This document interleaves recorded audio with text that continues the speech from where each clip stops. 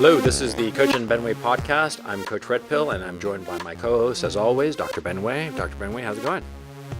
Well, it's a wonderfully early but quiet Saturday morning. This is the type of morning where you just gather up all of my reading materials and see what's been going on and make some progress or make some lack of progress, as case may be, on some book.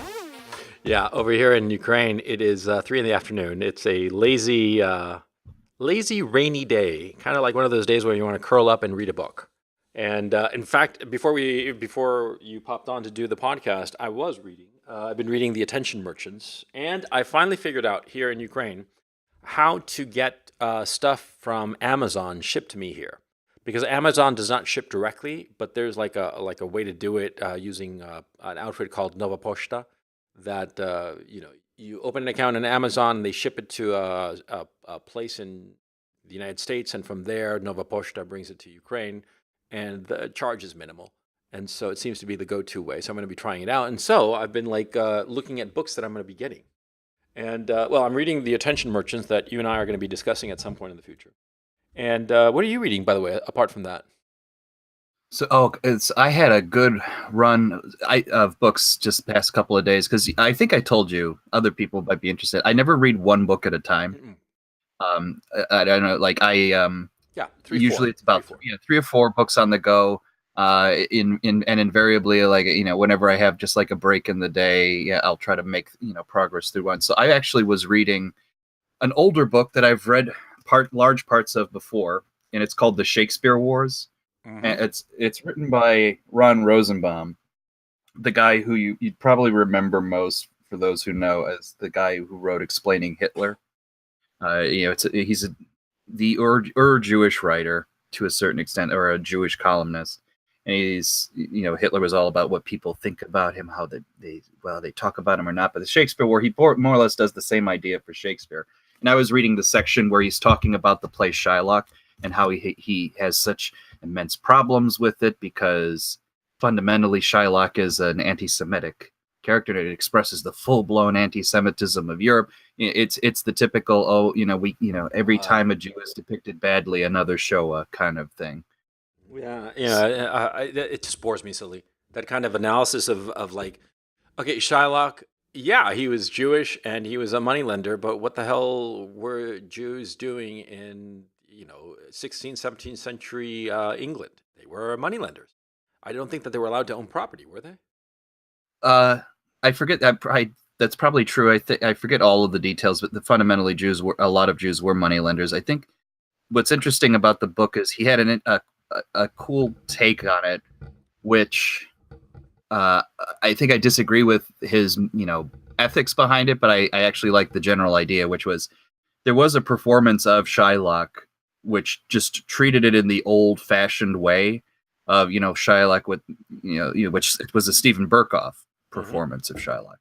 And Stephen Berkoff's attitude was, no, don't try to do this this current performance thing you get with Shylock, where they try to make Shylock very, very human and it's just misunderstood. He's not really the bad guy. The Christians are the bad guy. Berkoff's like, no, he's the the Jewish stereotype. You play it up that way, and you just play it hard that way. And really? Rosenbaum's attitude was, ironically enough, I like that better, because it's just very obvious what it is, versus Rosenbaum's take was, if you try to make Shylock a really nice guy, all you do is accentuate the moment when he decides that he is capable and willing to excise a pound of flesh from a Christian soul. And so, Rosenbaum thinks, it's ironically, you make that break even worse and more dramatic. Yeah. Which I think I actually think he's got a point there, but I do fundamentally think, and that's what people, and I give Rosenbaum credit, he writes it. People criticize him by the fact that, ultimately you're displaying the fact that you can't deal with a Jew depicted as a villain, and the villainy has with it the manifestations of his Jewishness. In other words, he's a villain as only a quote unquote Jew could be. You know what I mean? Yeah. And because people were arguing with him, well, you do know in all of Shakespeare, all of the villains are villains, but they're villains in their own unique circumstances, and Shylock is no different. But apparently, he thinks this is just part of the culture that made the show up possible. So whatever. Oh, whatever. I do think that that Shakespeare had this intriguing habit of of his villains. Um, he he made them embodiments of Christian sin, which I think is really interesting. Like, for example, Othello, right? Iago was gay. He was gay for Othello. I think that Kenneth Branagh's performance of him, where he played him gay, is it was eye opening for me because I'd never understood Iago, but once Kenneth Branagh made that decision to play him as gay, then it was obvious, right? Um, It's yeah. very interesting with Iago because and a lot of Shakespeare characters is that even though motivation, ironically enough, often seems open to interpretation, Iago being the best example, it's almost intentionally left unsaid. Hmm. But the act of the situation that they're in is extremely rich and human. Yeah. I always another take I had on Iago, he could be gay. That's possible. My other take, and the other what other people had is like he's a proto Satan in Milton. Milton's Satan is pretty much Iago recast in a different story. Yeah. My take on Iago was that he actually probably just resented the fact that a black man was in charge of things. I think it's partly racially motivated as Really? well. He's there's no reason that this Moor should be in charge. But Iago was, in many ways, he felt himself and acted very close to Othello. That's why the gay interpretation for me was just so eye opening, and it just made such complete sense. You see what I'm Could saying? be. I mean, the resentfulness that, oh, this black guy is in charge and I'm a white man and I'm not in charge. It didn't really feel like that insofar as the relationship between Iago and Othello. But Well, it make it's possible oh, sorry. Go ahead. no, no, no.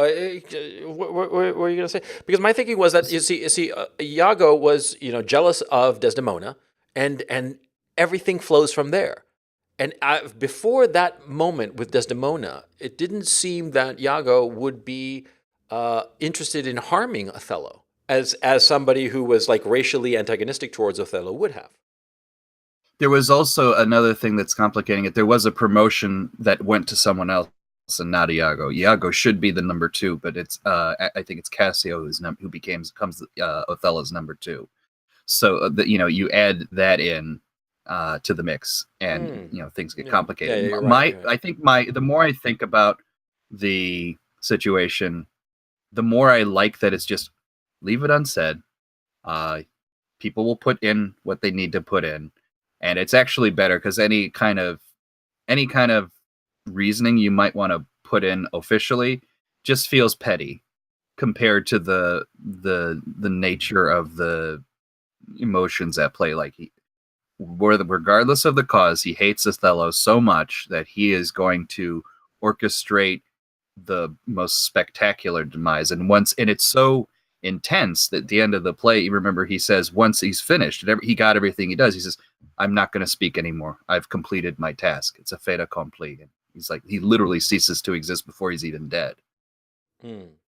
And that to me was always interesting. I know we went on a deep tangent So there, but what? like I said, I like any discussion about Shakespeare. And this is actually, for even though I talked about the author being, had his particularities in a way that would probably annoy a lot of our readers, I actually think this is an interesting book for those who are interested.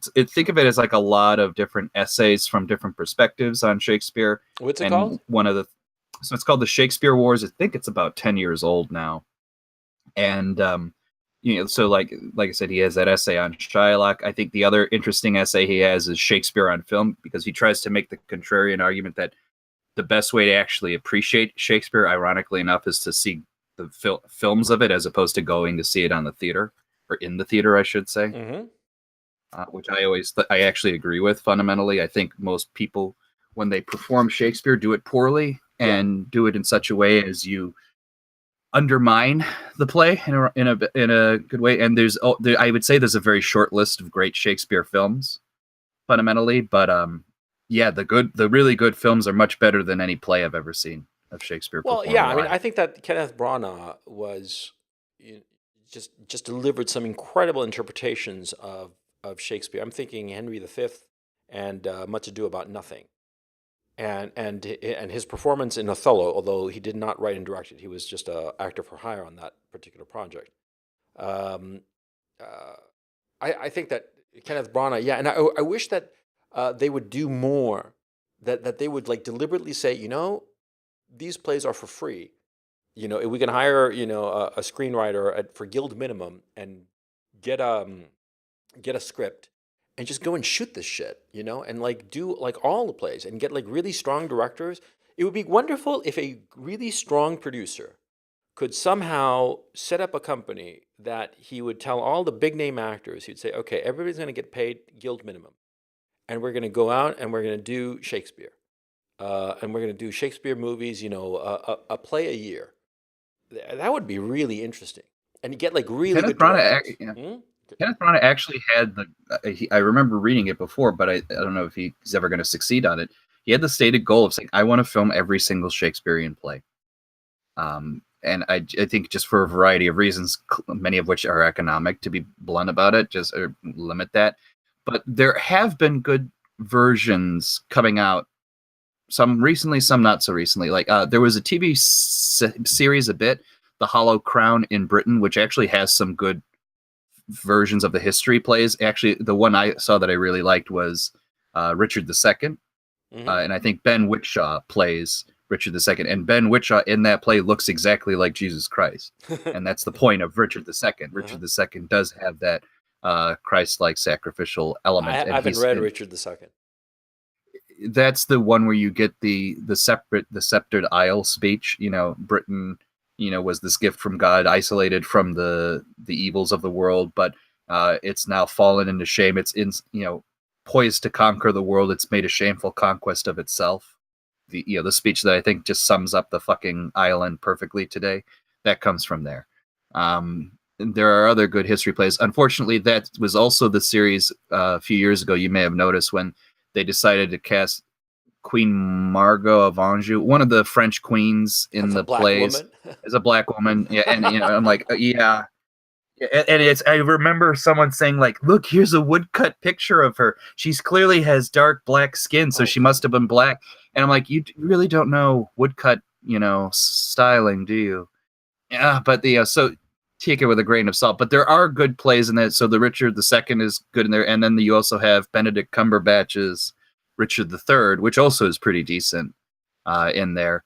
The other great Shakespeare film that I always recommend to people is Chimes at Midnight, in which Orson Welles takes all of the plays that Falstaff appears in. So Henry the Henry IV plays, The Merry Wives of Windsor, sums it up to about, like, I think it's about 2 hours and change, somewhere around the lines, maybe even shorter. And it's just very compelling, very good, very well worth it.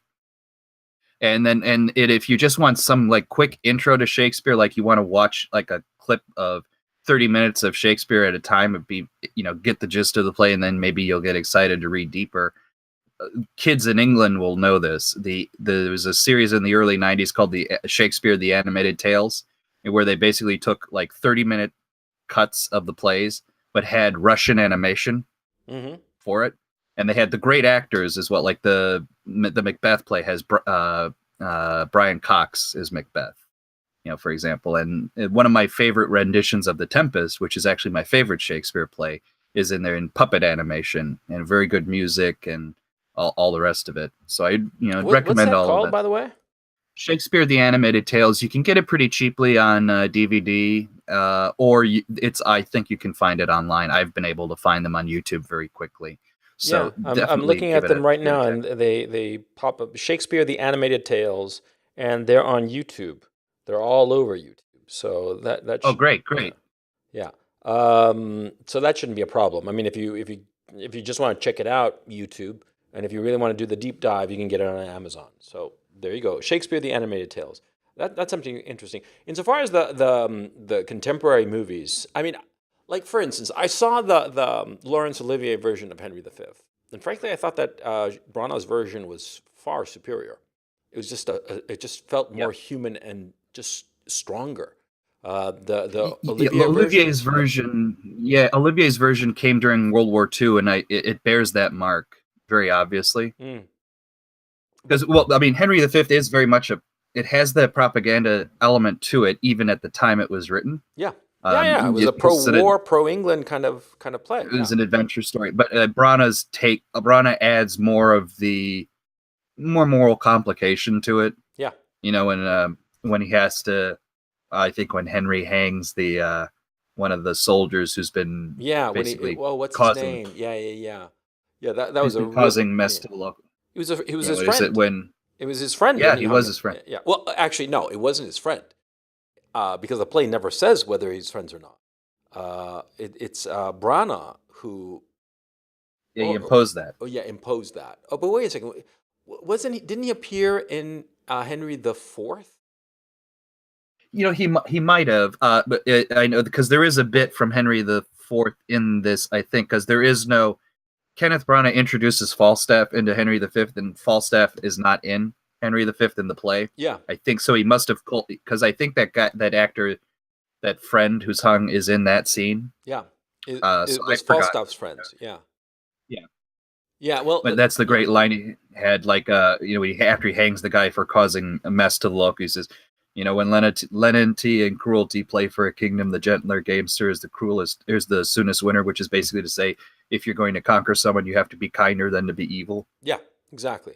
Which is absolutely true. And upholding the rule of law by executing one of your friends. That whole scene was cut from the Laurence Olivier version. Um, and there's some other stuff too that was cut. And the battles in in Branagh's version of Henry V were dumb because, well, it was a limited budget on the one hand, but on the other hand, it didn't explain why Henry V won at Agincourt. Uh, because the whole notion was that the English longbowmen, it was just a superior military technology, and they just slaughtered the opposition. But in the play, in the movie rather, it seems as if they're fighting man to man. But in the actual battle, what happened was that the longbowmen were just far away and just like slaughtered the French cavalry, and that was that. And Mm-hmm. it was just a bloodbath and fairly nasty, if you think about it.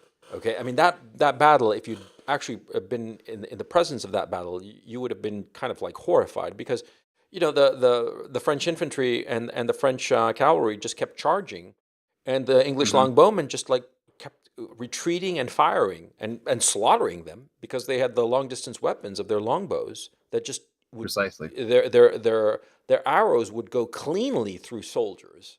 And yeah, so it was, and mass soldiers. What would happen too was that more than a few times, one arrow would kill and or wound two soldiers, just because they just go right through one, either through the arm or even the body, and then hit the other guy behind him or next to him. And so it was just a slaughter. The casualty figures were astonishing. But the Rana picture didn't really show that. I mean, it showed the play, but the battles were kind of crappy. But then again, the the Yeah, the other one too. What? Go ahead. yeah, and his focus is always more in the movie. You'll see it. It's on the I use it in scare quotes. The trenches. Yeah, You know what I mean? You get the feeling of the soldiers in the trenches and the king's camaraderie with his soldiers. The Lion Band of Brothers comes from this play, actually. yeah, And I think that was his focus. I agree with you completely. Like, there's no he had no fucking budget to show a real battle yeah, there, even if you wanted to. yeah, So I think that there was that, but it's actually very good. I enjoy it quite a bit when I watch it. In fact, there was the song that Murdoch uses in some of their videos actually comes from this movie as well. Oh, I didn't know that. Uh, Yeah. yeah, no, Well, no, no, no I beast. like that Derek Jacobi plays the chorus, and he plays them Yeah, just very well. The idea of making the chorus contemporary, I think, is a very yeah, good idea. And there's a lot in the movie to admire because Branagh presents him heroically and yet at the same time morally conflicted. And at the same time, most interesting of all, you could see that he had been a callow young man and who had sort of like woken up. Okay. In my own case, I've seen a lot of young men who were just callow and kind of pathetic because they were just like happy-go-lucky and having a good time and booze and girls and all the rest of it. And then all of a sudden they sort of like woke up, and it's really interesting to see that. And I think that you Branagh played that really well. Hmm? and the other movie I've already mentioned it. You see that's the the climax of the movie is the chimes at midnight, because when Harry, Henry V, or Hal, is young, he's with John Falstaff, who's one of the most jovial, life affirming characters in all of Shakespeare. And they go off on their adventures of stealing shit, doing, a bunch of ridiculous things. And Harry goes, always just going to the whorehouses and the drinking houses. And eventually, when Harry becomes king, he becomes a man, and he actually just refuses to ever speak to John Falstaff again. And John Falstaff has a mixed bag because he is a sort of father figure to Harry, and so Harry has actually grown up, but he's shunned away his father figure in the process. Yeah, So it's very much well worth seeing. yeah, and it reminds me of My Own Private Idaho, which is directly based on that. Which, Oh, yeah, they said it explicitly. Yeah, yeah. it is Henry the Well, Fourth. at Excuse one me. point in My Own Private Idaho, the Keanu Reeves character actually outright quotes Henry the Fourth. I do not know the old man. Yeah, that's the line. And that's such a sad line. It's just like, It is. Yeah. yeah. But no, well, look, this is a lazy Saturday morning podcast, so we're going to be like dithering and just like talking all over the goddamn place. But yeah, of the Shakespeare movies, I'd say Henry V and Much Ado About Nothing, because there's one historical drama and the other is the comedy. And I thought that Much Ado About Nothing was brilliantly cast. The only mistake was actually having Keanu Reeves as Don John, because he's just a boring Mm-hmm. actor. But everybody else is just fucking Whoa. brilliant in that picture. Yeah, dude. Yeah. I mean, look, I like Keanu Reeves, and for some roles, he's like perfect. I mean, like for The Matrix, he was just perfect. Perfect casting. Originally, it was supposed to be Will Smith, but Keanu Reeves does the job much better. I mean, Will Smith would The have. notion that Will Smith would have been in that movie is just, I can't process it. You Yeah. know what I mean? That's so sad, The Matrix, because the original Matrix, the first one was so brilliant, and yet the second and third, like, diluted the inheritance. It just, it's somehow it lessened the first picture, or made people, feel less affection or about the first picture, Yeah. because people don't talk about The Matrix, and it was groundbreaking. I mean, even though it stole so much shit from, what's the name of the oh, what was the name of the anime picture? uh, Ghost in the Shell. Yeah, I mean, Yeah. it's still, well, it didn't steal anything in terms of plot. It was more like the visual stylistic elements were Right. yeah, but um, but it was Yeah. so great. The Wachowski brothers, now sisters, Ha ha um, ha. are it's unfortunately for them. I think most of the history of their films have been a downgrade. Oh There've been a yeah, lot of. I do like Cloud Atlas, I but couldn't that's the get one through it. exception. I couldn't get through it. I understand. No, I totally get why people couldn't. I just think there's a lot in it that I thought was great. Um, I mean, I I really do. I wanted to also. watch it, and I saw how they used Hugh Grant and really pushed him, because Hugh Grant is really a terrific actor. His tragedy is Yeah. that he got typecast into these stupid rom-com, but he is an incredibly good actor. And but I couldn't get through Cloud Atlas. I found it so boring. Was it me or what? No, no, I totally see why it would be. I thought there was enough interesting pieces in it to make do, and I like the fact that you had effectively five or six principal actors playing different kinds of roles and different genders over time. The idea being that the souls repeat themselves and make amends for the past lives, or make problems as a result of the past lives in their future lives. That was entertaining to me.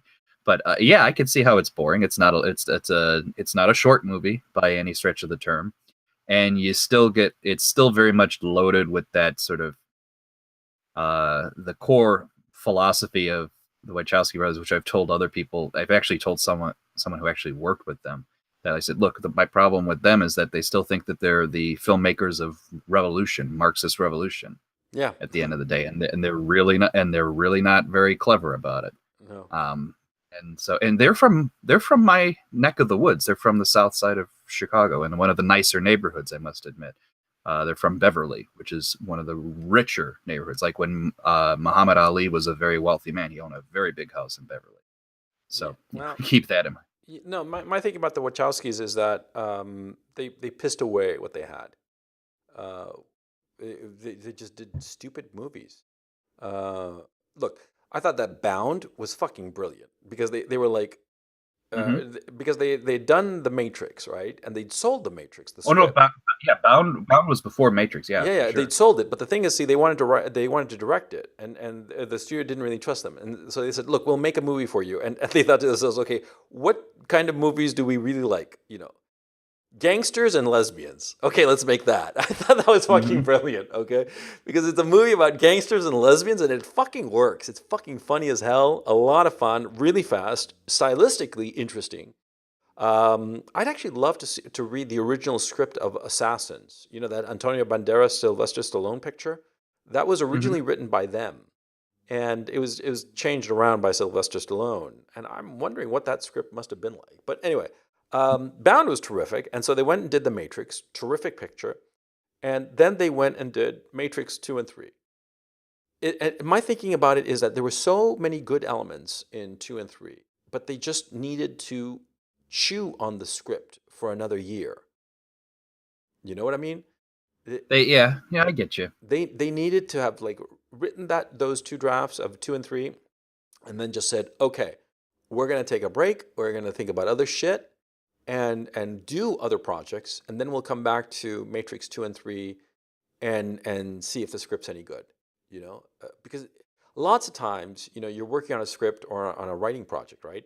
And you finish it, and you're like, oh, this is great. And then later, you're like, oh man, I should have done this, I should have added that, and whatever. Lots of times you write a script, a draft, or of whatever, novel, script, whatever it is you're working on, and you just set it aside for a few months and just forget about it, and you come back to it and you can see the flaws instantly and instantly see how to fix them.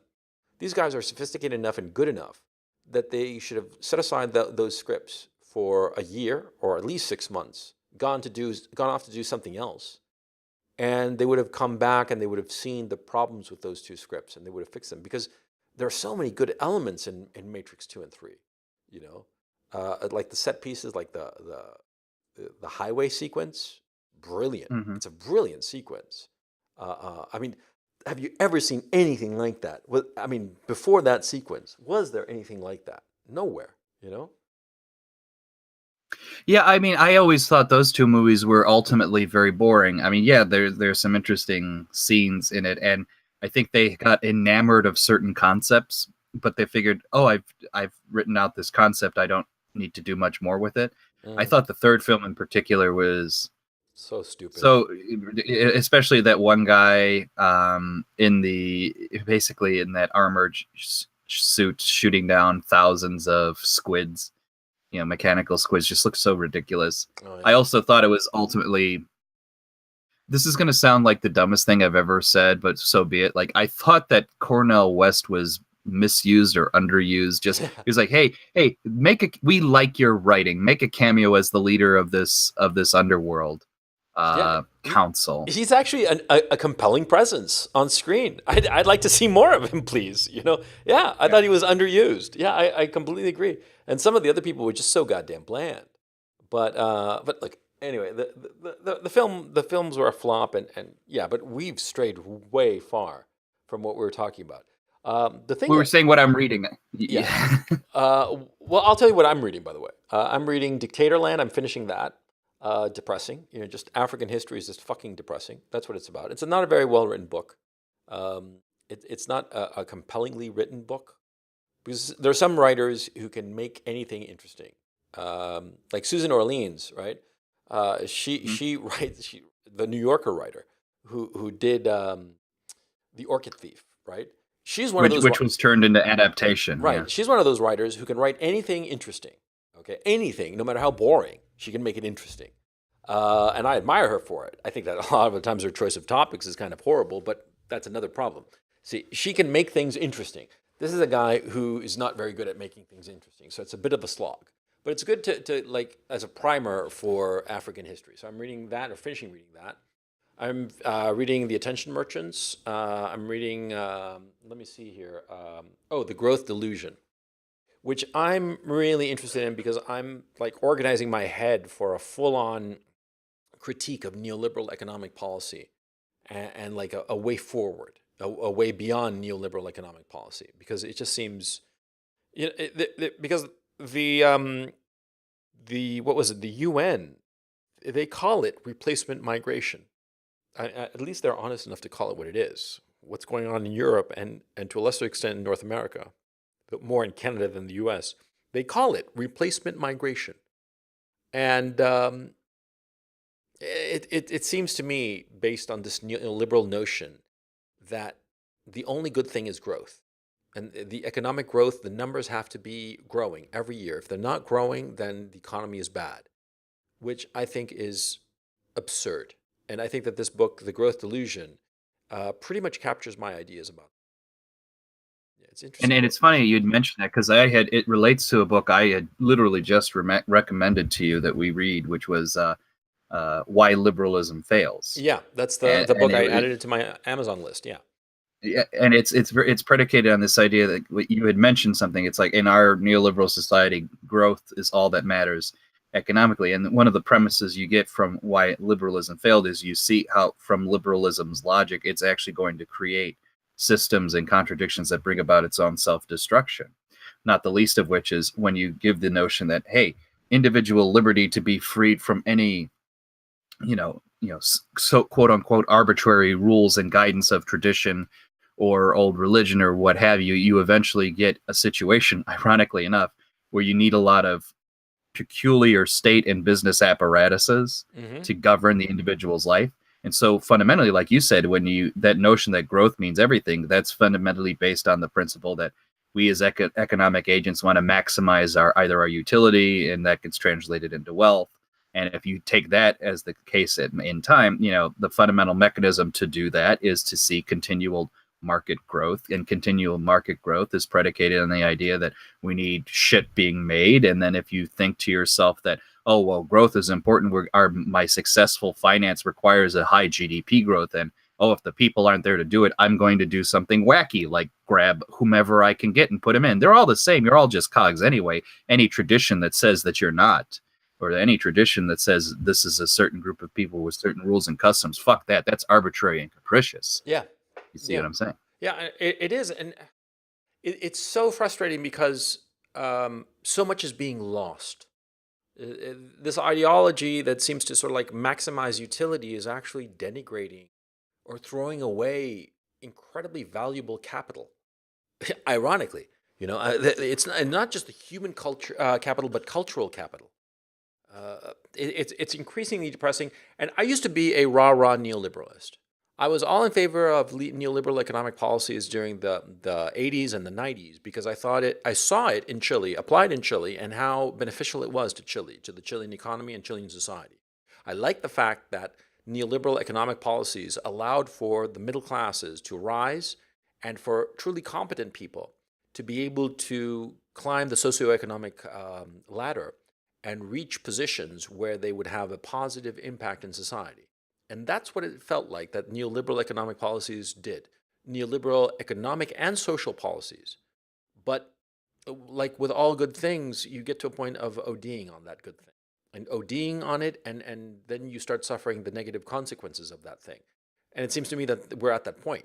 And the dominant elites globally are enamored of neoliberal economic and social policies, but they don't seem to realize the negative effects while everybody else is realizing them and is rebelling against them, and the elites are trying to quash that rebellion. And we see it consistently in Europe, we see it consistently in North America, and it seems to me that we're edging towards that civil war.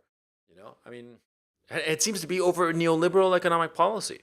Yeah, that's my little rant on that particular issue. I mean, it's what's interesting about it is that even though I don't think they're right about the nature of why this is collapsing, I think Marxists always used to say that the inherent contradictions in the capitalist system will cause its undoing. I don't think their point of view on what the contradictions are exactly the same here, but I do think there's some element of that liberalism has own contradictions and challenges are self-perpetuating. And that was the thesis of that book, which is to say this isn't a superficial problem like, hey, we just had a crop of shitty leaders recently. No, it's at the core of the project is going to continue to create this way. So even if you get rid of Trump, let's say you have that liberal fantasy where Trump's gone, Matteo Salvini is gone, Oberon is gone, so on and so forth, and we're all now nice little globalist spheres of management. You're still not going to fix the problem. It will come back. I mean, or I shouldn't say come back. It's here, whether you like it or not. Yeah. Yeah. Oh man. I'm what? I was going to say, in a weird way. So I was going to mention another book I was reading. I've read this book many times, but I felt like compelled to read it after we were continued to talk about your black pilledness, and because I wanted to go back to it and see if my suspicions were correct that it's an early manifestation of that. I was rereading Fear and Loathing in Las Vegas, Right? the Hunter Thompson novel. Yeah. And it's a book I'm so familiar with. It was like, I don't know if you ever got this position if you reread something where you're reading it and I know all the lines Yes. as I'm reading, and I'm like reading, but I'm not reading the pages. The lines are just appearing in my head Yeah. as I'm going through that. Yeah. That was the feeling I had with this. And No, I know exactly what you're talking about. It's pretty funny. Yeah. Exactly. Yeah. Yeah, and it's funny as I'm going through it and everything, and you see, his whole point of Fear and Loathing in Las Vegas is to find the end of the American dream. That you get a sense with Hunter, even though he's he's older than them, but he is associated with that 60s boomerish period. This is a guy who fundamentally is like the old style American Republican. I mean, a small R. Mm-hmm. Really, he says we had a fucking great thing that Thomas Jefferson and the Constitution of the Republic, but we pissed it away. Yeah, he's an Andrew Jackson Republican. Yeah, exactly. I mean, you really get a sense there that like he really understood that they fucked it up in every kind of conceivable way. Like the Peter Fonda line, "We blew it, man." That's this book. I mean, he certainly makes a debasement of himself, but that's anybody who's seen the movie or knows the book, that's the opening epigram of the book, which was a quote from Samuel Johnson: "He who makes a beast of himself gets rid of the pain of being a man." Yeah. And that's a great quote, by the way. Yeah. Yeah, and it was interesting, and I not only got it from Fear and Loathing in Las Vegas, but even like his other bits and bobs writing of the time. Like he ran for sheriff of Aspen, Colorado, and if you look at what he was running for, he was there was like sort of pro hippie-ish sentiments and everything, but in reality, if you look at a lot of his positions, he was like, look, we don't want the yuppification of Aspen. We don't want the people from the wealthier areas to treat Aspen like it's their vacation hood. They turn it into their own kind of milk toast, what we would these days call the neoliberal kind of, which is exactly what they did. Exactly. And he lost. And he basically said at that election, which I think was right before Fear and Loathing on Vegas, he says the American dream really is fucked. Yeah. And that was his attitude. He did one stunt in that election that I want to bring up that I love, because the sheriff of Aspen had like a crew cut hair. So Hunter Thompson shaved his head so he could refer to that crew cut haired sheriff as my long haired opponent. In other words, stealing the line that the idea that they always said the hippies had very long hair. Says, look at those long haired hippie kind of thing, and you just like it's a superficial attack. So he shaved his head bald so he could say that to the crew cut Aspen sheriff. I love that stuff. Yeah, I mean, people think, like Hunter wasn't a true lefty. Yes, he was very friendly with Jimmy Carter. He hated a lot of right wingers, most obviously Nixon, which I think he made a mistake on, and a variety of other things. But I think he hated Nixon aesthetically. It was more an aesthetic decision that he didn't like the milk toast, middle America, Levittown kind of vibe that came off of Nixon. I think it was that. It was more on those terms. There's something else that one of the things that I think we, both you and I and us on this side of the political spectrum who are fans of Nixon, don't really want to either acknowledge, or we miss it, or we just, pretend it's not there, that Nixon really was on an aesthetic level, a hard pill to swallow. He was not, user friendly, I've not talked about it, but I don't disacknowledge it. I mean, I know he's like, give me a spooch, Pat. He's not sexy. No, you know what I mean? He's anti-sexy. There were so many wonderful things about him, and overall, if you look at his presidency just with a really cool eye, it was a very successful presidency in so many ways. And the fact that the Watergate issue, the Watergate scandal, um, I actually think that somebody who was a little bit more politically ruthless than him would have gotten away scot-free. Just blame it all on John Mitchell, and that would have been that. And just blame it on Mitchell and just point to Mitchell. He's the guilty party, Your Honor, and that would have been that. But I don't think that Nixon had the personal ruthlessness to do that, because he was a ruthless guy. But I don't think that he had it in him to betray people he considered friends, the way that the Clintons, for instance, wouldn't have hesitated a fraction of a second to do. Because as they showed again and again and again, that they were willing to sacrifice the people who had been closest to them in order to get ahead. But going back to Hunter Thompson, yeah, I think that Hunter Thompson, I've never been able to finish Fear and Loathing. Because sometimes what happens to me when I try to read Fear and Loathing is that it just feels, you're going to be upset, but sometimes I have to admit it just feels that he's just trying too goddamn hard to be cool, and it just gets a little tiresome. I mean, I understand what he's doing, but it's just a little bit too much. Does this make sense? Yeah, it does. I mean, he certainly doesn't need all the pages to get his point across that he takes. Hey, I'm verbose too. I mean, I'm not one to say that I'm not, okay? But it's just he was just trying too hard to be cool, Well, that was especially near the end of his life. It's clear that he was doing that. Like even in like the documentaries of him that was made when he was still alive, he would like go into Jan Wiener's office, the guy who owns and runs the Rolling Stone, and do stunts like blowing a fire extinguisher on his desk and all these things. And you could tell he was doing it for the fans. Right. Attitude. I still want to be a relevant guy, and largely a lot of that was unnecessary. Yeah. He didn't have to go through that. But that's why, but this is still of that period where he was writing something interesting and useful to a certain extent. Yeah, you can gloss over large sections of the book if you so wanted to. But it's still worth it, I think, at the end of the day. I'm saying this because I know that you have enormous affection. I mean, I know for a fact that just like you, there are certain books that I don't need to read the sentence to predict them. I have the book practically memorized for all intents and purposes. I could be one of the what was the book people of Fahrenheit 451. What were they called? The ones who memorized books? Yeah, I have 2 or 3 books that I could memorize, no problem. Okay.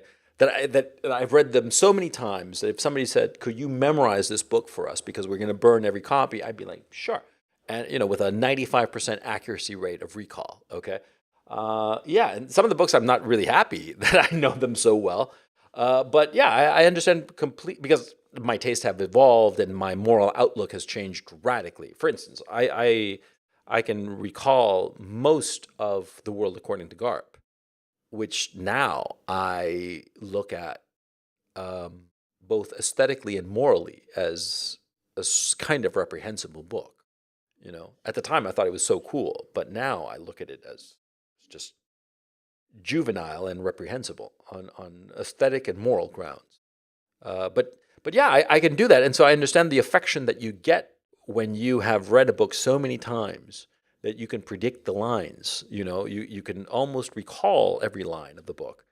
Yeah, you don't want to shit on it, and you don't like it when other people shit on it. So I that's why I'm saying that I'm not saying this to just shit on Hunter, but that's the thing I feel about Hunter Thompson, that he just tried too goddamn hard to stay relevant. Tom Wolfe didn't do that, and that's why I like Tom Wolfe. He was his own curmudgeonly self, and lots of times he would say shit that was just flying in the face of what was cool and acceptable, and he wasn't trying to fly. Actually, yeah. He was just doing it, right? Well, you actually started talking. You mentioning Tom Wolfe. That's the other book that's been on my shelf, which is The Right Stuff. I've been reading through, which I really enjoy because I have many of Tom Wolfe's books, and a lot of his books are effectively just collections of essays. So. Right. The candy-colored tangerine flake streamlined baby, that's from the early 60s, and that title piece is about I think the drag racing cars and like all of the and the car culture of California. Exactly.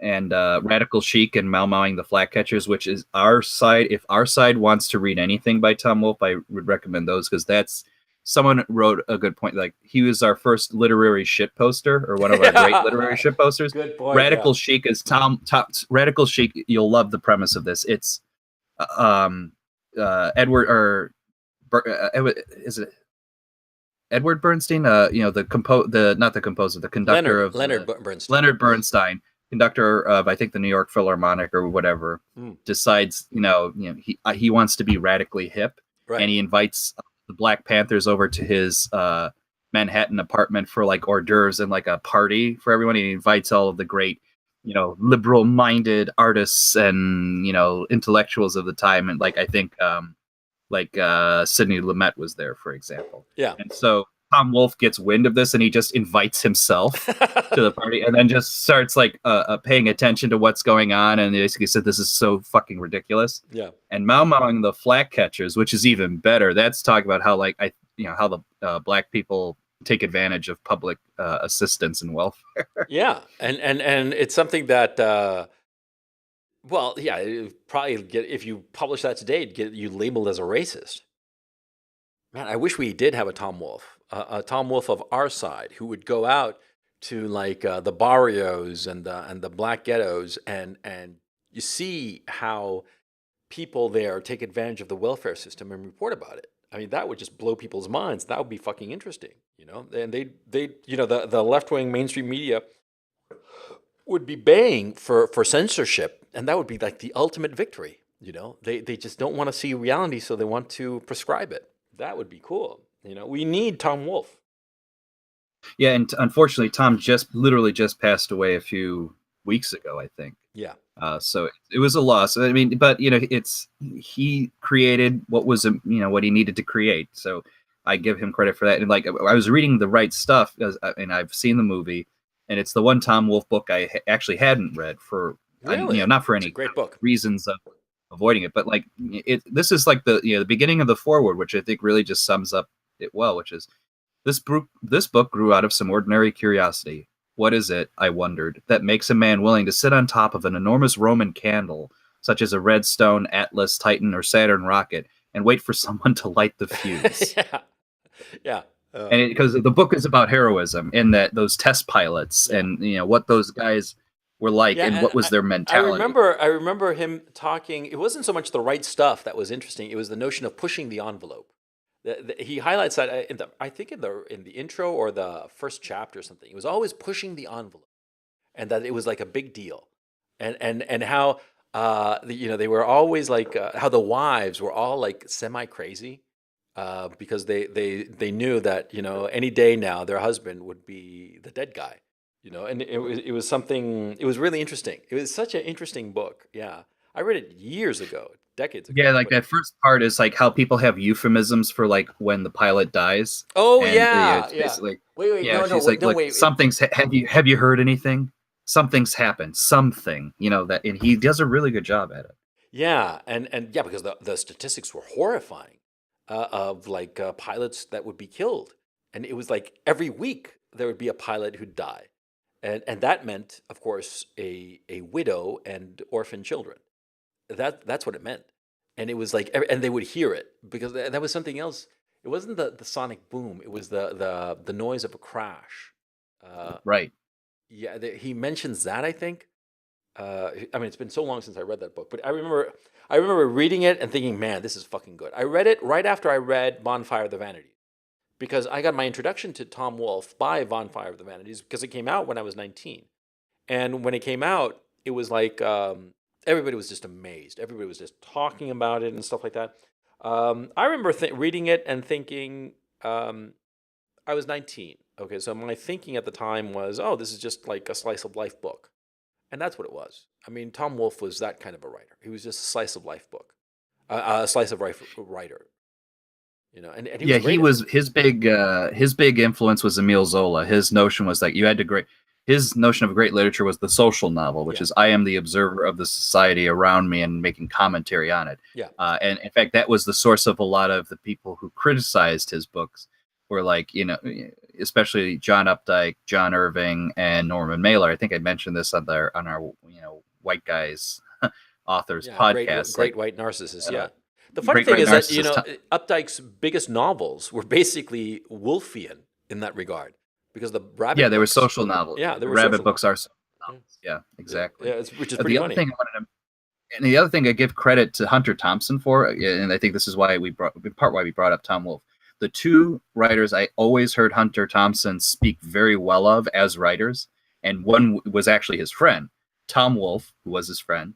They hung out quite a bit, Hmm. and Pat Buchanan. He always said nice things about both of them. Yeah, yeah, I remember that he was a big fan of Pat Buchanan. I don't know if Tom In Wolfe fact, was a fan of Pat Buchanan's or not. I think Tom probably was, but I don't think I ever heard him talk about it. I should look back on that because Tom Wolfe was very much a right winger. I mean, he does not hide it. And I think Hunter Thompson though had the best line. I think I told you before about Pat Buchanan. Like people will think that this is just an insult. I think it's the most beautiful compliment a human has ever given another human. Which is? Hunter Thompson said of Pat Buchanan, he was during the Nixon presidency because Pat was Nixon's speechwriter. He says he was like a half-crazed Davy Crockett running around the parapets of Nixon's Alamo, which I think is one of the most beautiful compliments anybody can ever give. Especially if you're an American and you know what the meaning of the Battle of the Alamo was, it's actually very moving. Yeah, for those of you who don't know, the Alamo was a last stand. They all died. They were killed by the Mexican army. Mexican army, right? And Yep. yeah, it was the Mexican American War. I forget which one because I'm sort Yeah, of it was hazy it about was that. before it was when Texas was trying to disassociate itself from Mexico, and it was like 100 some odd guys in this little fort in the Alamo against the large Mexican army. And even though it's like 100 guys, they took out quite a bit of Mexicans before the Yeah, Alamo it fell. was a famous last stand. It was up there with the whole Spartacans against the Persian. Yeah, it was sort of like that, and Yeah, it was considered the American. What was it? How do you pronounce that name? Thermopylae. Yeah, it was yeah, yeah, kind of. the Yeah. American Thermopylae, and yeah, it was an inconsequential battle. In inconsequential, the Alamo is militarily and historically inconsequential, but morally and culturally, it was huge. Okay, and yeah, David Crockett died there, and yeah, they all died. But anyway, Yeah, about these guys, about like Tom Wolfe and stuff like that. What's interesting is that these guys could be like culturally liberal or whatever liberal, but they could get along with people that they didn't necessarily agree with. And it reminds me of that tweet that you sent me, where they did a survey of Republicans and Democrats, and if you knew that your neighbor or your roommate was of the wrong party, would you accept him or not? And the Democrats were like 70% no. That pretty much sums it up. Yeah, yeah. If you look, yeah, they had it was three groups: Democrats, Independents, Republicans. I think the question was, would you be able to live with a roommate that had the opposite political persuasion from you? Independents and Republicans, vast majority said, yeah, that's not a problem. Democrats is a solid majority, not as vast, but certainly a solid majority said no. Yeah. Could not Yeah. put myself through that situation. Yeah, which pretty much says it all. I mean, I don't know if it's the liberal temperament or it's the fact that they know that culturally and politically and morally they're on the wrong side of history. What do you think? I imagine it's a little bit of both, but I think the core to it in my mind, even though I need to think about it more to say I definitively believe this, is that they have a messianic view Mm-hmm. of their political project. The political project has a telos Yeah. or a goal. We are progressing society and we're going to continually building a better society. So anyone who suggests that that project is wrong, it isn't just that like, oh, your policy issues are I don't agree with here, there, or the other. It's like, no, we're making a better world, man. And if you criticize one bit of it, you're suggesting that the whole fucking apparatus has to fall. So I think that's partly why it may very well be that case. They're humorless people, but humorless in a very specific way. It's the notion that they believe in their project so much that anything outside that project is irreligious. And I say it this way because Marxists were very similar when I would encounter them. They have a same kind of structure. There is a history of the world and of the people, and it's going to look a certain way. And this is why I also say, and a lot of people agree with me, that it's in the tradition. Marxism, as Marx articulated it, was within the liberal tradition. He was a liberal who basically said that liberalism has to realize its own contradictions and resolve them in order to be more progressive. You know, and his notion of how that would manifest itself was a evolution of class, and that's how it would go about. But it's still very much a liberal notion of there is a world that is not perfect now, but it will be tomorrow. No, I think they're insane. What is the latest idiocy that is going on right now, insofar as lefties are concerned? Oh, apparently they bought an overpriced balloon that they thought was going to be like rising over the skies. Yeah, that was so goddamn London, funny. Yeah, but it was like it looks like they bought it from Party City. You know what I mean? That kind of thing. It's like, oh, really? This is what we got? It's a party favor, man. yeah, You know, we should all have one that we can take home. yeah. They spend like an enormous amount of money on this balloon, 30,000 pounds, and the thing is sort of like microscopic because in the cartoons before it came out, or the renderings rather, that before it came out, it was like the notion that it was going to be huge and all the rest of it. But when they actually got it, it was kind of like rinky-dink and kind of pathetic. It was not sort of embarrassing. It was completely embarrassing.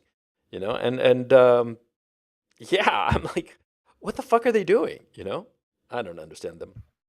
But well, the left is boring, and that's the thing that I'm like looking at so much of our neck of the woods, and so as far as YouTube is concerned, this banging on SJWs and lefties, it's just so goddamn boring because we know that they're stupid.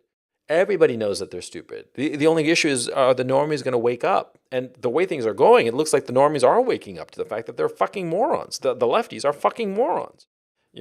I mean, am I wrong? It's wrong funny. Or what? Well, it's funny you mentioned YouTube because I actually had, this isn't book related, but it actually is related to a lot of what we're talking about. And I had this experience, like I like on YouTube a lot of like oddities things. Like Sure. I like horror stories in general. So I will go look at things like creepypasta or what have you, whatnot. There's a YouTube channel out now called Crypt TV, which is it's almost like Tales from the Crypt, but like little YouTube video format. They're actually very well produced. Crypt I think TV? Eli Roth, I think, actually is one of the co-runners of it. Oh, okay. And so it's like a real thing. Yeah, and I was watching a series that they have, or a new monster, and it's one of those monsters with a moral point, and the moral point is what I'm going to get to, and what I think that we're in a more nefarious neck of the woods than we even let on. Or I mean, like the erosion of neoliberalism is more insane than we've let on. So they have this creature called the Looksee, and it's a horror story whereby people who have some sort of emotional pain or trauma that they can't let go of, there will be a monster that says, you got to let go of it or I'm going to take something from you. Basically your head, your arm, your hand, something that you value more. Like, and the premise of this story is like, there were 13 children who were poisoned at school. And this creature targets people who, like I said, either they're in a bad relationship and they won't let it go, or, hey, they lost their kid and they won't let him go. And the Looksee gives you a chance to say, you either let go of this thing that is emotionally draining you, or I'm going to take something from you. And people are saying there's a great moral lesson here because they say if you have to let go of the past, these bad things that harm you. And I'm like, superficially, yeah, but if you really look at it, I think it's a nefarious manifestation of the neoliberal individual atomism. Think about it. Like, they're basically saying, because two of the people who die or nearly die in this show are people who lost their kids. And I'm like, for the show to have this attitude that you got to let go of that, it's like, you've never had a kid or you lost a kid, because you would never say that. Yeah. Because you cannot let that go. It's your fundamental output as a human to reproduce yourself. Yeah. And to say that you failed that and you have to let go of a lost child, fuck you. You don't know what you're talking about. No idea. This is why I said it's nefarious, because if you look at what they're saying, what they're really saying is be yourself and treat yourself right alone. Yeah. Because that's the only way you're going to be healthy. I'm like, that is creating the cogs of the system that we've all seen ourselves become, like interchangeable parts. The idea that some fucker I can pull out from Africa to replace you because you're all the same people in the end. You're just a weightless piece of shit as far as I'm concerned. If anything, if you have that attitude, you're even more consumable. Yeah, Not exactly. less consumable. Yeah, that Which is what. So yeah, because sorry, I no, no, didn't no. mean to go on a rant. It's quite understandable because I can tell you right now, as a father of small children, if something were to happen to one of my children, I would not recover from. Yeah, I'd be alive and stuff and all the rest of it, but something fundamental of who I am as a man, as an individual, would be gone forever. You know, so yeah, to say, oh, just let it go, that is, of course, the attitude of somebody who's never had a child. It's unhuman. Yeah, it's It is inhuman. unhuman. It is Inhuman. Excuse me. Yeah, and I'll say something else. This drive towards individualism, I think that the problem that we're experiencing is that, see, the founding fathers of the United States, they tacitly, implicitly, without thinking, viewed the family as the cornerstone of their society and civilization. They never articulated it. And one of the things I've noticed in my own channel is that, a lot of things I leave unsaid that, I just assume that they're self-evident. And I get a lot of autistic comments basically saying, well, why don't you talk about this or that or the other? And I'm like, it's there. You just supposed to figure it out, right? And then I realized that for a certain brand of people, for a very large brand of people, if you do not articulate something, they don't see it. And I think that what happened was that, you see what I mean? And so I think that what has happened is that we have reached a point in our civilization where a lot of people do not see the notion of the family as the central unit. And so they just take it as the individual. It's not that the American Republic was founded for individuals. It's that it was tacitly for families, because there was a notion that you needed families to be able to function together. But this notion was, because it was not articulated as such, it was perverted into this notion of the individual über alles. And the individual only functions as a member of a family. And the families are the building blocks of a society. No family, no society. That's how it works. That's how it has always worked. And neoliberal economic ideology has perverted this notion. What's interesting is that through a large part of the American history, that was never a problem. It was only until about, let's say, the 50s and 60s that it really became a problem, because the liberation from the family, and ironically enough, when you went to college, because in loco parentis was the idea that, okay, your parents aren't here, we're going to try and keep those rules, or at least some rules, to keep you under control or safe or what have you. That when people rejected, no, I need to have my sexual liberation, the revolt against the family really kicked into high gear at that point. But you brought up something very interesting, which has always been a long philosophical consideration I've had with regard to the Constitution and the American Republic as a project. And it's best, one of the versions I thought about it came up when the debate over the Constitution was had, because there was a debate as to whether or not you needed a Bill of Rights in there or not. I think it was Hamilton or someone said, you don't need a Bill of Rights. It actually would be worse, because they said the Constitution says anything we don't talk about is not in the purview of the federal government. Don't give us that power. And the response of, I think it was Hamilton, or I forget who it was, said, if you spell out a Bill of Rights... Patrick Henry. If someone said, if you spell out a Bill of Rights, then you've already opened the door to that the government is going to control all of this, so you're undermining your project. Other people said, no, you need the Bill of Rights, because if you don't make it explicit, it will assume that someone could take that authority. Sorry, it was Patrick Henry who said the latter argument, that you need to make it explicit, or else people will assume that the government can encroach on those rights. Yeah. No, I think and when you said and when you had mentioned the family wasn't ever explicitly said, that argument came to mind, that it should have been, maybe. Yeah. It should have been made explicit that the family was a central unit of the Republic. And I think that a lot of things would have changed if it had been like the 11th Amendment. The 11th Amendment in the Bill of Rights, that the family was the central unit. And because this notion of the individual as a central unit of society, this is a recent invention. And it's only gained real currency in the last 30 years. With the advent of neoliberal economic policy.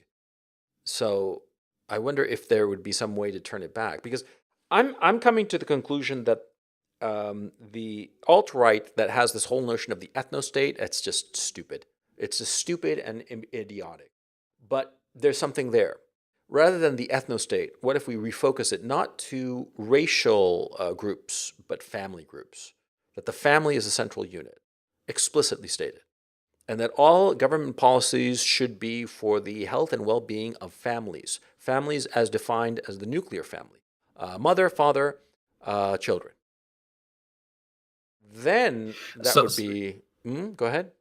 so I think to their credit, I think a lot of alt right ethno nationalists see that, and they do articulate the need for families. I think, to your point, that they should probably start with that. Yeah. Make your argument there first, because in some sense, you can then go to the next stage, which is the nation, to a certain extent, is the family written a little bit larger. No, it's the If you will. family. The wall of the nation is built by bricks of families, not bricks of Yeah, individuals. You know. precisely. And I think that's right. I think a lot of the smarter guys get that. I think that, and I do think that's a good strategy, because a lot of, and here's the thing, and I remember people saying this recently for very long, very dramatically, and it always struck me as insane. The notion that the nuclear family is such an oppressive institution. Why would Fuck anybody want that. it? And here's the thing. Here's why it strikes me as weird, and it's something I noticed the older I got. I was a very lucky person that my parents are still married. Admittedly, I was an only child, but I could conceivably have had a brother or sister, what have you. I actually came from a family that was fairly healthy, and it's like, even not just my immediate family, but the idea like, oh, we have to. It is an obligation. We always meet our aunts, uncles, cousins, all that kind of thing. So coming from that situation where the family, while not being perfect, still functions as a family should be functioning. And I would go into society, and like kids who have notions, political notions, and ideas of what is owed to them or not, and I would invariably, not intentionally, but just by virtue of being with people, the topic of their family would come up. Almost everybody I know, divorced families, don't get along with their parents whatsoever. People don't talk to their families whatsoever. People are very apt to just move wherever. It's like, oh, I'll talk to my mother, I guess, or travel to this. And it always struck me as fundamentally, like, they came from a broken situation, whether their parents were divorced or not. They came from really Broken broken family. families that weren't functioning. Yeah. Yeah. Broken families that they didn't function, and yeah, I think it's because there's the lack of necessity. See, and that is there we go into a weird area philosophically speaking, because do you want a society where people are sort of like obliged to be one another because money wise you need to be together? You see what I'm saying? It it, Right. it gets a little not disturbing, but morally complicated. Okay, but how can I put it? I think you phrased it pretty well several podcast episodes ago. I think a lot of the families I saw felt very transactional based. Yeah, yeah. Well, that's certainly more the case today, because so many families today, they just treat each other like transactions. Like they Your there's nothing. partner. Yeah, your partner. God, there's just that's just kind of vaguely horrifying. You know what I mean? It is. I don't even think it's vague. I think it's explicitly horrifying. Yeah, yeah, yeah. But look, I think that it is. Sorry for the dead air, guys, but Oh, it no, no, just. fair. I'm Yeah. just trying to come to a conclusion, sort of like to underline it and move on. My thinking is that, see, we have to make some sort of social change. It's not an economic problem that we have. We're having economic problems, and people who say that we don't, they just don't know much about economics. We have serious economic problems, a serious problem with the middle classes that are falling apart and all the rest of it. Yeah, but fundamentally, it's not an economic problem. There's no economic solution. It's a cultural solution that we need. And it seems to me that we need to refocus on the families. And here is something that I would argue, okay, that I've been thinking about a lot lately. Suppose there is a second civil war, and however the lines are drawn, it doesn't matter. Just suppose that there's a second civil war. The issue of abortion will become the moral banner that one side will wield against the other. I mean, of course, the pro-life side, they're the ones who will pick that up and wield it as just like the anti-slavery people, the abolitionists, picked up the slavery issue during the Civil War. That's my Hmm. thinking. My thinking is that our side there will be a civil war, and our side will eventually pick up the abortion issue as its moral banner. You see what I'm saying? It's interesting that you say that, because I remember during the 2016 election, I tactically thought to myself, "You set aside the abortion issue; it's a distraction." And the more I think about it, the more I see it coming to light or the forefront, because I think it's a foundation of a lot of problems above and beyond the notion of, my body, my rights kind of thing. I think it's a manifestation of the declining and the collapse, the intentional collapse of the society. And I saw a lot of people were posting this campaign that I think is very devastating, Oh yeah, pro-life. yeah. That they The show a little little kid and cartoons. says like Yeah, little cartoons and yeah. I yeah. retweeted a couple of them. Let me call them back up. But yeah, you were saying, yeah, it's just where did that come from? By the way, it just I have no spread idea, but it's very overnight. good. It's Incredibly powerful. Yeah, it's several I cartoons. can't Yeah, and I can't read the lines. It's too emotionally yeah. Okay, so devastating. here's a tweet I put out, and I posted it without comment. It's called "Aborted Daughter," and there is a hand drawn little girl. Obviously a little girl because she's got the oversized head and pigtails, but it's a faceless child Faceless, yeah. and hand drawn as if by a child, but though clearly a professional drew it. And it says, "Hi, mommy, I miss you. I picked up this clump of chrysanthemums." Right? That was kind of nasty. Those Yeah. parties look fun. I want to have an important job like mommy one day. Is that my new daddy? I want to be named Danny or Hermione. I'm cold. Hold me? It's okay, mommy. I'm glad you have a good life. I love you.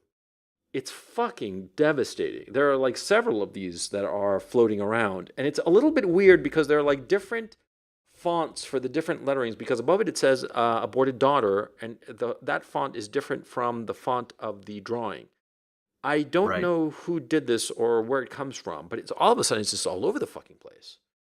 What do you It's very impactful. fucking a? It is. Like I can't read it out loud. Yeah, That's how impactful.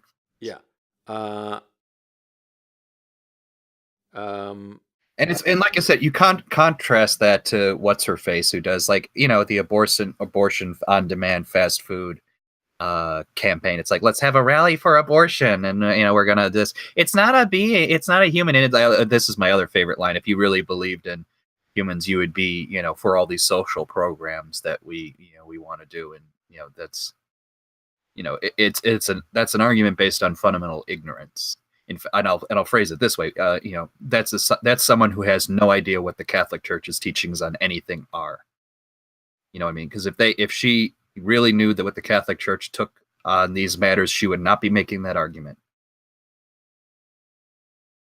Yeah, I kind of I zoned out. Sorry, I'm sorry Oh, about sorry. that because I was like sort of like looking at the abortion pictures. So who? Oh no, what I was saying is, like, so when Sorry. what's her face, the one who said, like, abortion on demand, the what's the Comedy Central broad, Oh, the one who did that fucking march about yeah, fucking yeah. abortion In that down the march, she front. said, like, you pro-lifer, it's such a lie. It's not a life. It's just this, that, and the other. And they said, if you really were pro-life, you'd be for essentially all these social programs and taking care of the life after they were born. And I am disgusted by that argument because it's clearly made from ignorance. And I said, Yeah. anybody who knows the teachings of the Catholic Church would have the arrogance to say that Hey, Benway, by the way, argument. let me offer my apologies for that. But I got a little bit zoned out because just like you, I'm very, very moved by those drawings. And I was like staring at a couple of them because I'd pulled them It's up. it's yeah. And so please excuse me.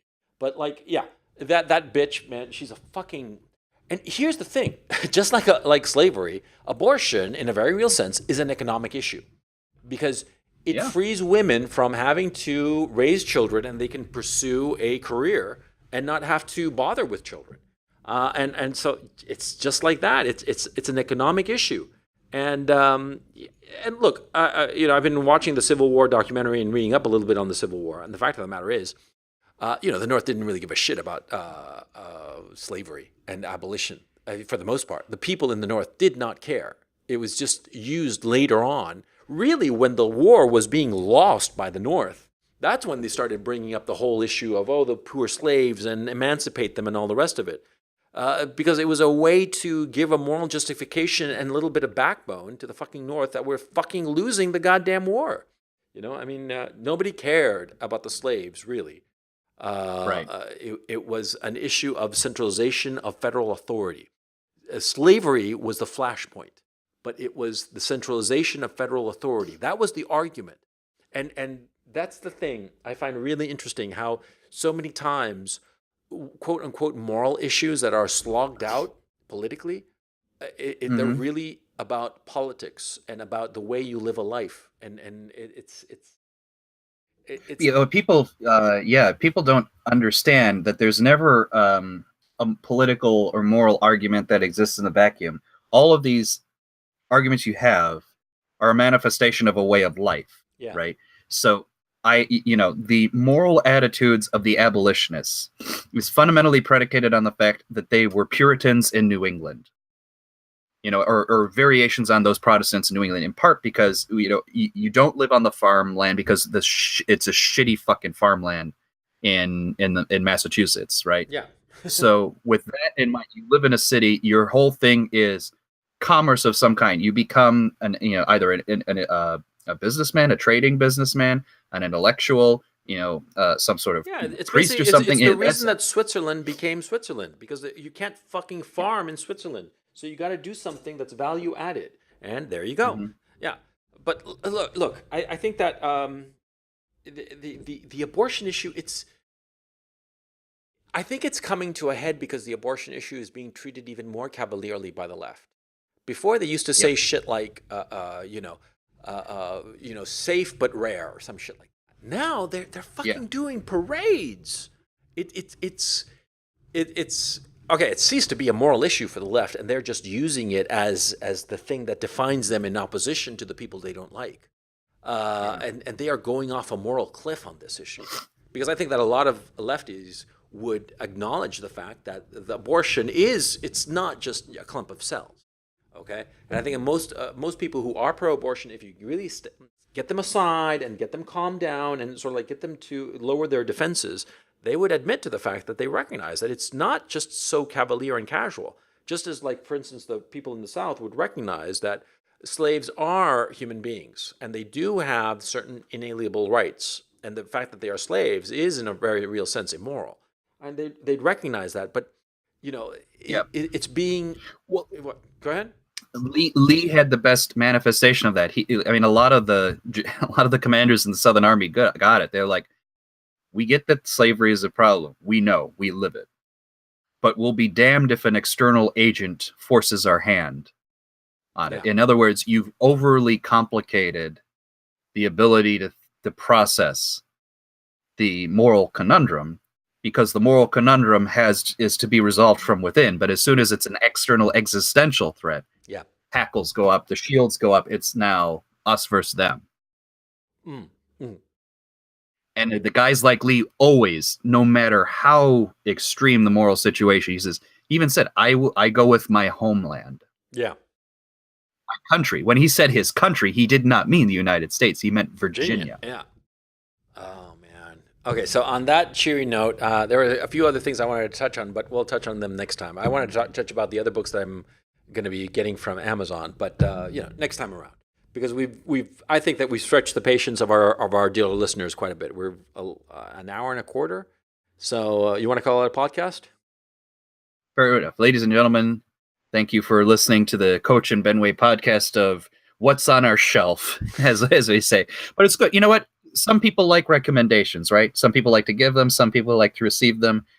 Hopefully you give some in the comments and you appreciate them in the comments as well. Coach, why don't you send us off on a positive note? On the positive note, read watch the Shakespeare, the animated tales that Benway recommended. There are 12 episodes and they seem to be pretty good. And so, yeah, definitely. Shakespeare, the animated tales, you can find them on YouTube, and if you get into them enough, you can purchase them via Amazon. So on that cheery note, I bid you all a fond farewell. Take it easy. Take care.